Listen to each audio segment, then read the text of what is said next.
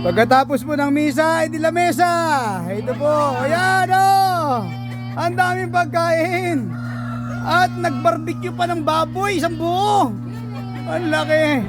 At paano po ay birthday na rin. Ay ari pa bininyagan ko kanina. Ay di ang resulta, ay di kami kakain. Libre na naman. Oh, ayan po. Ako, nanunuyo maigi ang ina. Ayan oh. Ayaw tumingin, biyay kayo. Ayaw tumingin oh. Ay. Oh, yari na naman, sira na naman ang diet ko. Bukas na lang po ako mag-diet.